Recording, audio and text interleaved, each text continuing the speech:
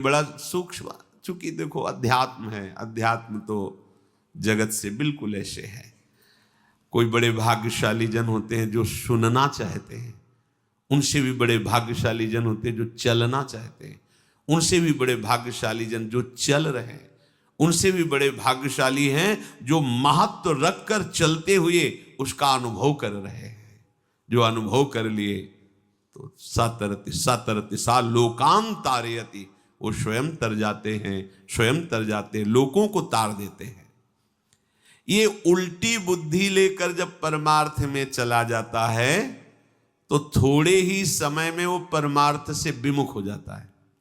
भोगों की भोगने की सुख बुद्धि और भोगों के संग्रह की और उसके स्वामित्व का भाव, जहां अंदर वृत्ति लिए थे वहीं पहुंच गए। ऐसे पूरा जीवन करने पर भी परमार्थ पथ नहीं मिलता और कहने लगते कि हमें 50 वर्ष हो गए परमार्थ में चलते। ये बात समझ लेना, परमार्थ पथ एक कदम भी चलोगे तो तुम्हें इतना स्वस्थ और मजबूत बना देगा कि तुम्हें कोई परास्त नहीं। एक कदम, अरे 12 वर्ष में तो सिद्धि प्राप्त हो जाती है। किसी भी मंत्र को, किसी भी नियम को 12 वर्ष तक किया जाए तो सिद्ध हो जाता है, ऐसा संतों ने वर्णन किया है।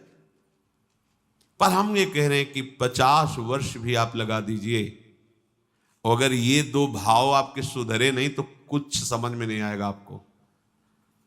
आपको याद होगा हितधाम में एक समय शाम टाइम लगभग 75 वर्ष के विरक्त भेष के महात्मा ने एक प्रश्न किया था कि मैं किसी ऐसी आदत से परेशान हूं जो आज 75 वर्ष का हूं, फिर भी मुझे वो करना होता है। अब क्या करूं, अब तो मरने का समय आ रहा है। मुझे आश्चर्य नहीं, सर्वाश्चर्य हुआ। पूरा जीवन भगवत मार्ग में चलने का प्रमाण देने वाला कि मैं भगवत मार्ग का पथिक हूं, 75 वर्ष की अवस्था में वो अपनी उस वृत्ति को नहीं छोड़ पाया जो भगवान से विमुख करती है। अब कहीं डींग अपने लोग हाँक सकते हैं कि इतने वर्ष हो गए परमार्थ। शरीर का समय व्यतीत करना कोई परमार्थ का मार्ग तय कर लेना नहीं है। विवेक के द्वारा भोगों का त्याग करके निरंतर परमात्म चिंतन, ये परमार्थ का मार्ग है। आप चल के इस पे देखो कैसा अनुभव। लोग समय व्यतीत करते हैं भोग चिंतन, भोग स्वामित्व में, और वर्णन कर देते हैं कि इतने वर्ष हो गए हमको परमार्थ में चलते हुए। दंभ कभी सत्य वस्तु का अनुभव नहीं कराता, नाटक कभी सच्चिदानंद रस का अनुभव नहीं कराता। भगवत रसिक जी कह रहे हैं, बिन विवेक वैराग्य भक्ति बिनु सत्य न एको मानो। बिना विवेक और वैराग्य और प्रेम भक्ति के उसकी एक भी बात सत्य नहीं मानना है, कोई भी हो, कितनी भी अवस्था का हो। ऐसा जरूरी नहीं कि कोई कितनी भी अवस्था का वयोवृद्ध या कोई, उसकी बात हमें माननी ही है, सुननी है, ऐसा नहीं। भगवान सुखदेव जी 16 वर्ष की अवस्था के हैं, जे ही गंगा की रीति पर चरण पधराते हैं। परीक्षित जी अनशन व्रत लिए बैठे हुए, आमरण अनशन, बड़े बड़े महापुरुष बैठे हुए हैं। श्री सुखदेव जी के पिता पितामह आदि सब बैठे हुए हैं। जे ही देखा दिगंबर वेश, शरीर की शुद्धि नहीं, श्री कृष्ण प्रेम में मतवाले सब खड़े हो गए थे। सब 16 वर्ष की अवस्था के सुखदेव जी और 10-10 हजार वर्ष जिनकी केवल तपस्या साधनाएं, वो सब महापुरुष खड़े हो गए। क्यों? क्योंकि जन्म से ही भगवत अनुराग में दृढ़ महापुरुष, जन्म से ही माया रहित मूर्ख, अंदर से ही वैराग्य युक्त। तो वैराग्य, ज्ञान और भक्ति का आदर होता है, अवस्था का आदर नहीं होता। आप कितनी अवस्था के, इसका महत्व नहीं होता। वो चांगदेव नहीं, 1400 वर्ष की अवस्था। ज्ञानदेव जी की शरण में हुए शिष्य बने ज्ञानदेव जी नवीन अवस्था के। जब तक आपके अंदर भोग में सुख बुद्धि, भोगों का संग्रह और उसके स्वामित्व का भाव, स्वामित्व का भाव बड़ा सूक्ष्म विषय है, चाहे गृहस्थ हो चाहे विरक्त हो। स्वामित्व का, अगर एक कमंडल में भी तुम्हारा स्वामित्व का भाव है, तो जैसे एक गृहस्थी के 100 बीघा में स्वामित्व का भाव हो, वैसे तुम्हारे कमंडल में भाव है। ये मेरा कमंडल नहीं, प्रयोग के लिए प्रभु ने दिया, इस शरीर के प्रयोग के लिए, दिनचर्या में काम आएगा। बस मेरा शब्द केवल प्रभु के लिए है। मेरे प्रभु, मेरे तो गिरधर गोपाल, दूसरों न कोई वस्तु, ना कोई व्यक्ति, ना कोई भोग सामग्री, ना कोई पद प्रतिष्ठा, ना लोक लोकांतर, मेरे तो गिरधर गोपाल। अध्यात्म है, भगवत मार्ग है, जिससे समस्त प्रपंच का नाश होकर भगवत साक्षात्कार होता है। कहीं स्वामित्व नहीं होना चाहिए, ना इस शरीर में, न शरीर संबंधी भोग सामग्री में, न संपत्ति में। और हमने संतों के मुख से सुना है, महाजी ये राम जी का बगीचा है, राम जी का बगीचा है, हाँ ये सब राम जी का है, वो सब श्री जी का है, सब श्री जी का है। वाणी से ही नहीं, हृदय से दासत्व होना चाहिए, स्वामित्व केवल प्रभु के चरण, अपनापन केवल प्रभु। बस बहुत मुश्किल बात है, ये समझ गए तो बेड़ा पार हो गया। हम बार बार आपको कहते हैं कि साधना से भगवान को खरीदा नहीं जा सकता, अपनेपन से रीझते।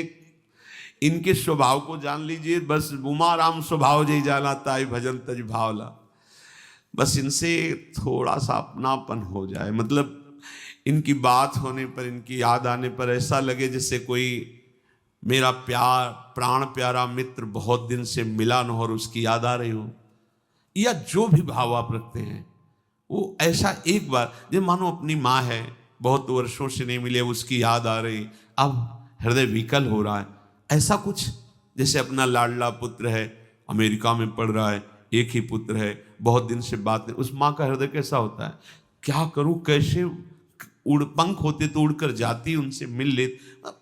जैसे पतिव्रता पत्नी अपने पति के किसी भी भाव से, हमारा प्रभु के प्रति थोड़ा तो ऐसा हो जाए कि उनके लिए हमारे हृदय में कुछ होने लगे, पर विषयों के लिए होता है, प्रभु के लिए नहीं होता। ये क्यों नहीं होता? कह रहे हैं 2 बाधाएं मुख्य हैं, अपने को भोगों का भोक्ता मानना और भोग सामग्री का स्वामी मानना, मालिक मानना। जिसके अंदर ये 2 बुद्धि, उसकी बुद्धि उल्टी ही चलेगी, कभी प्रभु के सन्मुख नहीं चलेगी। ध्यान रखना। किसी ने किसी संत से कहा कि आपके यहां हम गए तो ऐसा भक्ति का रंग चढ़ा कि हफ्ता 10 दिन तो, फिर इसके बाद पता नहीं गया स्थाई क्यों नहीं चढ़ा। स्थाई होना चाहिए। तो देखो हम आपको बताएं, संतों के यहां चिंगारी दी जाती है और उसको सुरक्षित रख के ज्वाला बनाना तुम्हारा कर्तव्य है। अगर आपने चिंगारी पे एक चुल्लू जल डाल दिया, फिर बोलो ये ज्वाला क्यों नहीं हुई? नहीं। जहां तुम्हारे अंदर चिंगारी भी नहीं थी, वासना का साम्राज्य था, वहां जाते ही भक्ति की चिंगारी लग गई। अब तुम्हारा कर्तव्य है कि उस चिंगारी को ज्वाला रूप बनाना, नाम का जप, नाम का कीर्तन, लीला का गायन, प्रभु के भक्तों के चरित्रों का गायन, सुख देने की भावना से जीव जंतु पशु पक्षी सबकी सेवा की भाव। अभी देखो भक्ति रंग ले आएगी। अब यहां से गए और विषय चिंतन में, विषयों के खेल में तो शांत तो हो ही जाएगी। तो आपका लगता है स्थायी चमत्कार, हम गए और बस हमारा आज से पापा चरण में मन ही नहीं लगा और हम बस खूब भजन करके दिव्यता को प्राप्त हो गए, ऐसा कहीं नहीं। आप भजन कर रहे हो, संतों का संग मिलेगा, उसमें और रंग बढ़ेगा। आप भजन नहीं कर रहे हो, संतों का संग मिलेगा, भजन की तरफ झुकाव होगा। अब संभालना आपको है कि वो जो चिंगारी, वो जो झुकाव है, वो वेग से उधर दौड़ पड़े, कहीं कुसंग ना हो जाए, कहीं कोई गलत आचरण ना हो जाए, गलत चिंतन न बन जाए। ऐसा अगर होता तो भगवान फिर उपदेश अर्जुन को नहीं करते, क्योंकि स्वयं भगवान सर्व सामर्थ्यशाली सामने खड़े हुए हैं। जीव का परिवर्तन उपदेश, नाम, मंत्र स्वीकार करके उसमें लगने से होता है। अगर ऐसा होता कि संतजन मंत्र दे दिए और बस अब चमत्कार प्रकट, अब कोई काम नहीं, कोई क्रोम, तो भैया फिर ये जो जीवन लड़ते व्यतीत हो जाता है, ऐसा कैसे होता? बड़े बड़े सिद्ध महापुरुषों के चरणों का आश्रय लेने वाले बड़ी बड़ी लड़ाई जीते हैं। काम, क्रोध, लोभ, मोह, मद, मत्सर, उन्हीं की कृपा से, उन्हीं के दिए हुए नाम मंत्र से, पर लड़ना पड़ा है। अब आप सोचो, जो आपके अंदर वेग आए वैसे भोग लिए और फिर भक्ति ज्वाला रंग लावे, ये सब बकवास है, ये सब व्यर्थ का चिंतन है। सो परत्र दुख पावई, सिर धुन धुन पछताए, काल ही कर्म ईश्वर ही मिथ्या दोष लगाए। उपासक जब तक कुसंग का त्यागी नहीं बनेगा तब तक उसके हृदय में सत्संग की जो चिंगारी वो बुझ जाएगी, बुझती रहेगी। बोले हमको तो 10 साल हो गए सत्संग करते, पर पाई भर फर्क नहीं पड़ा। 10 साल सत्संग और 1 मिनट के लिए भी वृत्ति सत्संग की नहीं आई। कारण कुसंग। एक दिनचर्या बना ली, सत्संग सुने और वो भी दिनचर्या बना ली पापाचरण की। खान पान गलत, चिंतन गलत, व्यवहार गलत, आचरण गलत, नहीं आएगा रंग भाई। औषधि तभी रंग लाती जब परहेज सही हो। संगम न कुर्यादशताम शिष्णोदर त्रिपाम क्वचित, तस्यानुगस्त मस्यंधे पतंत्यंधानुगांधवत। जो स्त्री भोग को ही परम सुख समझते हैं या विपरीत शरीर को, केवल रसेंद्री के ही चिंतन में रहते हैं। आज क्या खाया, क्या खाएंगे, कहां जाएं, कौन से होटल से मंगाएं, क्या दुनिया का, केवल भोग का चिंतन, इंद्रियों के कैसे मैं उनको भोगूं, नवीन नवीन भोगों की चाट, चाहे रसेंद्री चाहे जनेंद्री। बोले ऐसों का भूल करके भी संग नहीं करना चाहिए।